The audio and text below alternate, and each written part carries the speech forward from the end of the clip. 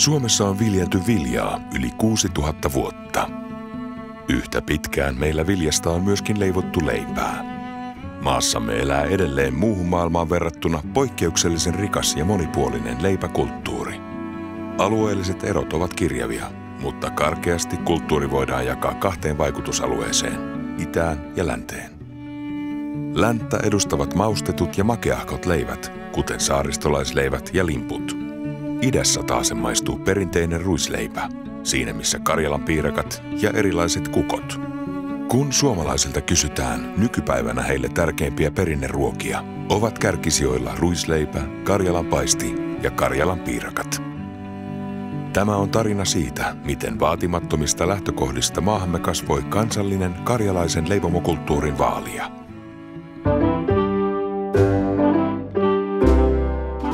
Toisen maailmansodan jälkeen vuonna 1952 nurmeslaiseen Timosen perheeseen syntyi pojan Vesa, joka sai nimen Erkki. Perheen äiti oli Karjalan evakko sekä taitava ruoanlaittaja, joten Erkki varttui karjalaisen ruokapöydän äärellä. Käytyään armeijan vuonna 1973 Erkillä oli syksyksi suunnitelmissa autokoulun opettajan opinnot Helsingissä. Hän lähti sitä odotellessaan kesätöihin nurmeslaiseen Räsäsen leipomoon leipäkuskiksi. Ala kuitenkin veti puoleensa ja Erkki päätti jäädä leipomoon pysyvästi töihin. Erkin rohkeus sekä hyvät puheenlahjat huomattiin ja hänen työnkuvansa vaihtui myyntiin ja markkinointiin. Määrätietoisella työllä hän nousi yksikön paikallisjohtajaksi. 90-luvun alussa lama ravisteli Suomessa kaikkia toimialoja, myöskin leipomoalaa. Vallitseva murros synnytti ajatuksen oman leipomon perustamisesta. Erkki päätti aloittaa kokonaan alusta ja perusti työkaverinsa kanssa vaatimattoman kotileipomon pieneen 34 autotalliin vuonna 1992. Aiemmin opitut myyntitaidot kantoivat nopeasti hedelmää ja pienleipomon tuotteet tulivat suosituiksi lähiseudulla. Piakkoin Erkki otti suuren riskin pistämällä vakuudeksi koko perheensä omaisuuden ja osti Vaasan leipomolta Pielispakarin yksikön, joka sijaitsi Nurmeksen Porokylässä. Leipomon menestystä epäiltiin, mutta tästä kuultuaan Erkki kääri hihansa ja ryhtyi töihin kahta sitkeämmin. Seuraavina vuosina laitekantaa uudistettiin ja tuotanto siinä missä työvoimakin moninkertaistui. Vuosituhannen vaihdetta lähestyttäessä toiminta oli jo kasvanut tilojensa äärirajoille. Nurmeksen Porokylässä oli vapautunut Valion juustolan tuotantotilat, johon toiminta siirrettiin.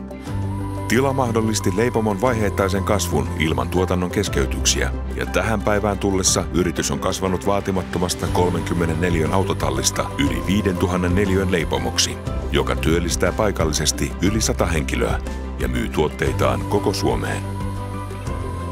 Juurikin jatkuva kasvu ja kehittäminen ovat leimallista Pielispakarin toiminnalle.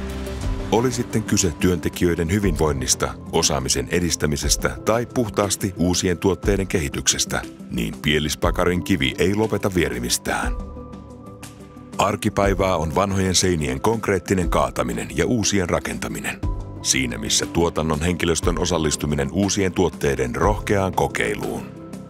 Laatujärjestelmien kehitykseen ja tekemisen puitteisiin investoidaan tuntuvasti.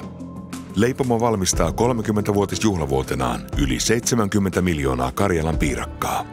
Tuotanto käsittää myös laajan valikoiman muita leipomotuotteita.